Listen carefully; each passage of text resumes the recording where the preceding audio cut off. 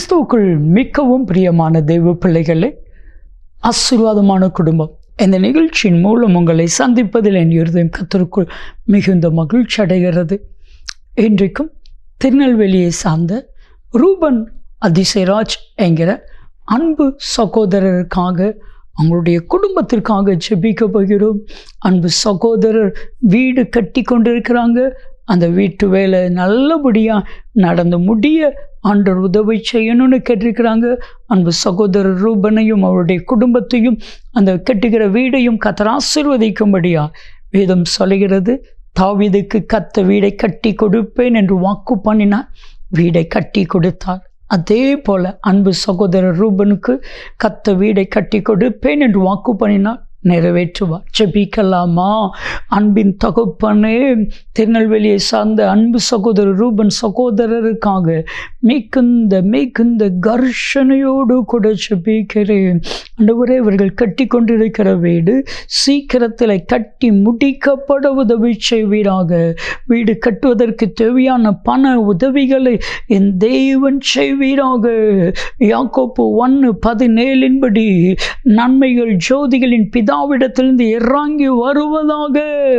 அது மாத்திரமல்ல, இந்த ஹல்லேலூயா ஆசீர்வாதமான குடும்பம் நிகழ்ச்சியை யாரெல்லாம் பார்த்து கொண்டிருக்கிறார்களோ, அப்பாவுடைய வாழ்க்கையில் கட்டுகிற வீட்டு காரியத்தை பொறுப்படுத்திக் கொள்ளும். ஒருவேளை வாடகை வீட்டில் இருப்பார்கள், ஆனால் சொந்த வீட்டை நீர் கொடுத்தருளுவீராக. நீர் அப்படி செய்கிறதற்காய் நன்றி. நீங்க பேசுங்க, நாங்க கேட்கிறோம். இயேசு கிறிஸ்துவின் நாமத்தில் ஜெபிக்கிறோம் ஜீவனுள்ள பிதாவே, ஆமென், ஆமென்.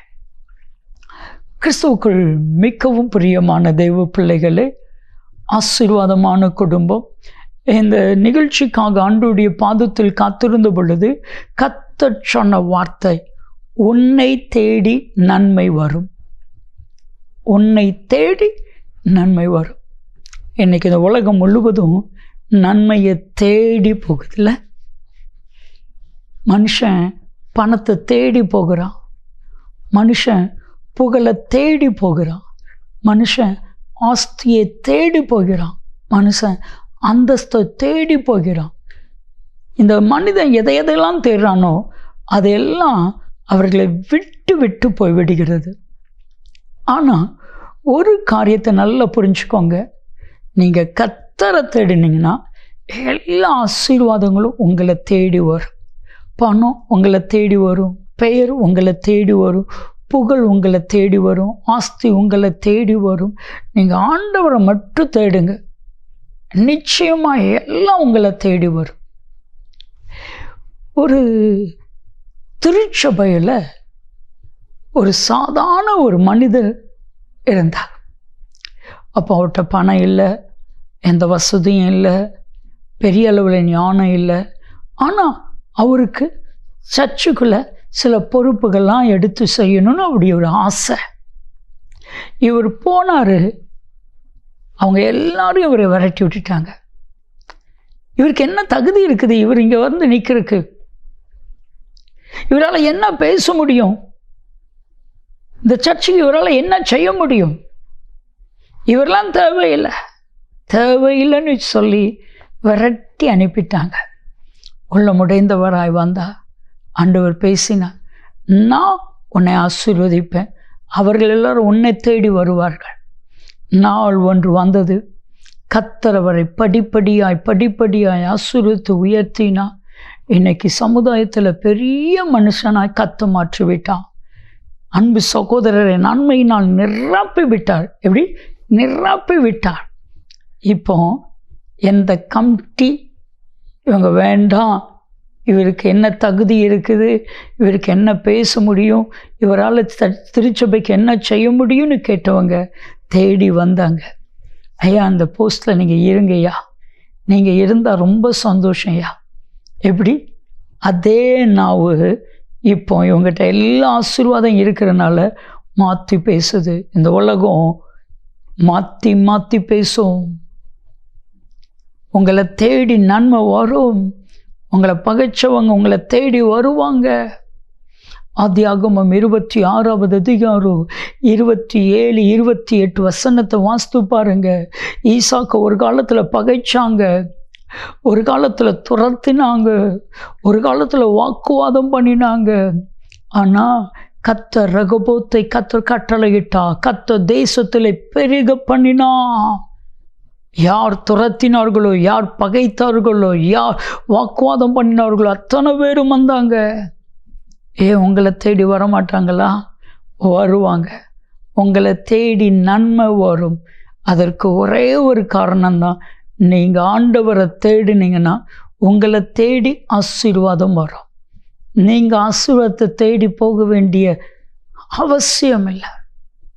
சங்கீதம் 14:2, சங்கீதம் 53:2, கர்த்தரை தேடுகிற உணர்வு உள்ளவன் உண்டோ என்று பார்க்க பரலோகத்திலிருந்து கர்த்தர் மனுப்புத்திறமை கண்ணோக்கினா நன்மை செய்கிறவன் இல்லை, ஒருவனாகிலும் இல்லை. இன்னைக்கு ஆண்டவரை நீங்கள் தேடுங்க. நான் கர்த்தரை தேடுவேன்னு சொல்லி வேதம் சொல்லுது.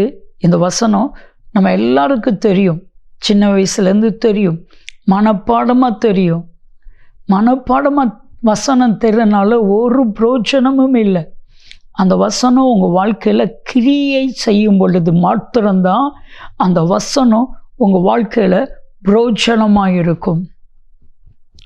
மத்தேயு 6:33, முதலாவது தேவனுடைய ராஜ்யத்தின் நீதியையும் தேடுங்கள், அப்பொழுது இவைகள் எல்லாம் உங்களுக்கு கூட கூட கொடுக்கப்படும்.